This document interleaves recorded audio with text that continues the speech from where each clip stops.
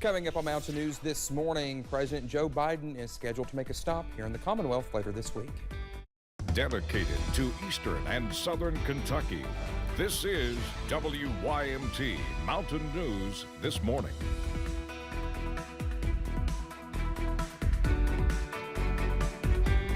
6:31 on this Monday morning. I'm Dakota Makeris. It's a new year. And you know the saying, new year, new me? Nah, and I'm still just Dakota. That's no same Dakota. Dakota in the morning. Yeah, let's head over to Brandon. And Brandon, still the same Brandon. The last I checked, anyway. Yeah, because we didn't make New Year's resolutions. Nope. So. I told you last week I'm not doing that. Nope. Because every time I've tried to make them in the past, it's just always a big nope. Yep, I make them mentally in my head, and then if I don't do whatever it is, I get mad at myself. Exactly. So it's just easier not to make them. Yeah, I know. Exactly. That's why we don't do it. Exactly. All right, let's talk about your forecast this morning as you head out the door. Some fog out there, so be ready for that. School buses back on the roads today after the Christmas break in most counties. We'll tell you about one county who is still out today due to some ongoing water issues. And again, you'll see visibility rough in spots that it's not showing slow visibility in. So just be careful out there region-wide, UVA-wise. I knew it was going to do that. I knew it was going to do that. Let's see if it'll come back full screen there for just a second. 48 over there, but you can see a little bit of screen that's still left over there. Some clear skies. There it is back there this morning. And again, the clouds drifting that way. 48 in Wise at the airport, 35 Clintwood, 39 Jonesville, 36 Manchester, 39 in Jacksboro. Everybody else is in the 40s and 50s, with Somerset at 55 being our warm spot this morning across our region. Now, you can kind of tell based on the temperatures where the front is stalled out at. It's basically over parts of Ohio, Indiana, back through Missouri, Oklahoma, and out toward New Mexico. And you can see the temperatures on the south of that front where that warm air is surging in a little warmer. But on the other side, that cold winter air coming back down there from Canada, 6 degrees right now in Bismarck, 17 in Helena, Montana, and 24 in the Twin Cities of Minneapolis and St. Paul. So again, that cold air will be here a little bit later this week. I mean, not that cold, but colder air will be here, more seasonable air. This morning, we're trying to split the difference between the 30s and the 50s and the 40s, right, basically right around 45 as you head out the door this morning. Dakota?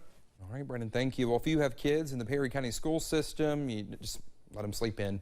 New Perry County School Superintendent Kent Campbell says there will be no school today. Campbell said they had to close due to ongoing water issues throughout the county, and they plan on being back in session tomorrow. Knott County Judge Executive Jeff Dobson declared a state of emergency for the county on Saturday due to water outages. Dobson said people in Mousy have been without water for several days. The city of Hindman is also facing a water shortage. Officials said Southern Water of Floyd County is unable to provide Hindman with water due to their own water breaks. Dobson said it's estimated to be 2 days before they are able to pump water into Hindman.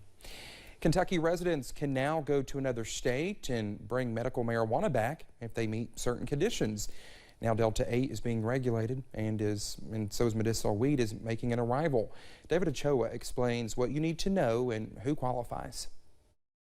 Bashir says the use of marijuana would improve the quality of life for many people. Like veterans suffering from PTSD and those suffering from chronic and terminal conditions like cancer. If you're diagnosed with any of these conditions, you can now use marijuana to treat yourself starting January 1st. But there are limitations. You need to buy the marijuana from a state that legally sells it and keep the receipt. You can't have more than 8 ounces, and you need to have proof that you were diagnosed with one of those previous conditions. This is such a better answer for than 16, 17 prescriptions, most of them opioids. While the order does open the door to medical marijuana use, there are still some obstacles, especially for people in Louisville.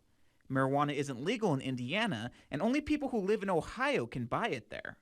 Illinois, Virginia, and Missouri are the closest states where marijuana is fully legal. The executive order isn't going to make it convenient for anyone on the medical marijuana front. What it will ensure is that they're not a criminal. Bashir says this is why it's important that the Kentucky legislature legalize medical marijuana. I am the first to admit the executive order is imperfect because the legislature should have done this a long time ago. The other executive order Bashir signed was about regulating Delta 8. Delta 8 contains THC, but at a lower level than marijuana. Bashir says a Kentucky court has ruled it legal. I want our people to be able to get it close to home.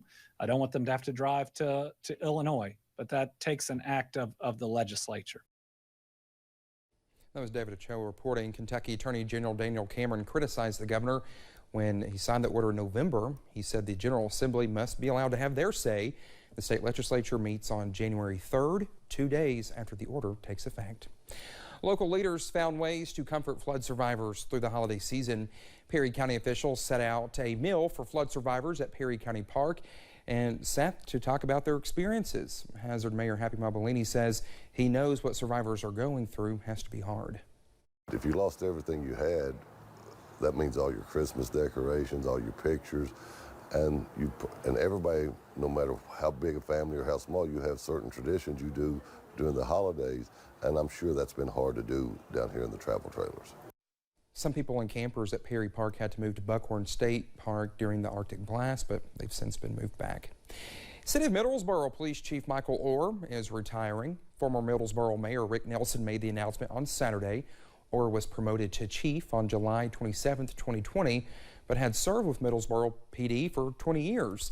Nelson said Orr served the city with pride and distinction. Current Middlesboro PD Captain Joe Holder was appointed interim chief of police. Well, President Joe Biden is expected to visit northern Kentucky this week. The president will be joined with Senate Minority Leader Mitch McConnell in Covington on Wednesday, where he will give remarks on the economy and infrastructure. Last week, the U.S. Department of Transportation announced more than $1.6 billion towards the construction of a companion bridge to the Brent Spence Bridge. The new bridge project is expected to improve traffic flow and increase safety without adding tolls. Construction is set to begin in late 2023, and that's according to Governor Andy Beshear. A big change to Kentucky's sales and use tax started during the weekend. A 6% sales tax will now be applied on about 3 dozen new services. Those include utilities, parking, taxi and ride-sharing services, cosmetic surgery, massages, personal fitness, tattoos and piercings, and rental spaces. This is part of the Kentucky lawmakers' plan to phase out the state's income tax. You can find more on Kentucky's sales tax changes over on our website. Millions of people in the U.S. are starting the new year with a pay raise. Starting January 1st, hourly minimum wage in 23 states will increase as previously scheduled efforts to reach $15 an hour or to account for cost of living changes. The increases will affect nearly 8.5 million workers. Kentucky workers will not be seeing an increase this time. The minimum wage here in Kentucky is $7.25, which has been the federal minimum wage since 2009. Well, a false bomb threat to 2 Wise County, Virginia facilities has now led to an arrest. Our Jordan Mullins has more from the Wise County Sheriff's Office and the bomb threat that was received via a 911 call. On Friday, one county in southwest Virginia was involved in a scary situation. Dispatch received a 911 call from a male subject stating there was 2 bombs placed here at the Justice Center and at the courthouse. And that was all the information he gave. Soon after the threat, the Wise County Sheriff's Office and other local agencies sprang into action. We evacuated, of course, the Sheriff's Office. That includes the magistrates, dispatchers, the Registrar's Office, litter control, and then, of course, the courthouse. Both the Justice Center and the courthouse were eventually cleared, along with the help of Virginia State Police, but not after several resources had been used and the workday for many folks had been interrupted. It very well could have been actual. Even not being a real threat, it put a big dilemma in our day. I mean, a lot of resources were used. Our dispatch had to be relocated. 42-year-old David Lee Graham of Wise was charged with 2 felony counts of making bomb threats and arrested later that same day. He was picked up without incident yesterday evening, served on those warrants, and was committed to regional jail in Duffield. And officials are thankful that these threats did not put anyone in actual danger.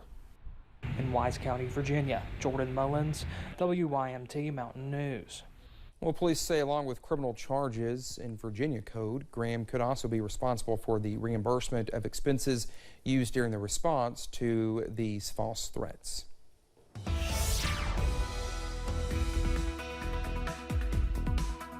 Coming up on 641, we are tracking temperatures that are cooler in some spots and warmer in others. 57 now in Somerset. Those temperatures continue to go up. Still 35 though in Clintwood. The warm air surging in from the west, and you'll see probably London start to go up here in the next little bit as well. 54 Williamsburg, but still 39 in Jacksboro, 48 in Irvine. So 30s, 40s, and 50s out there this morning. Out the door forecast, if you see some sunshine this morning, count yourself as lucky. But I do think we're mainly cloudy today, and some stray rain chances are possible as we head deeper into the afternoon. 67 though, a daytime high. Dakota?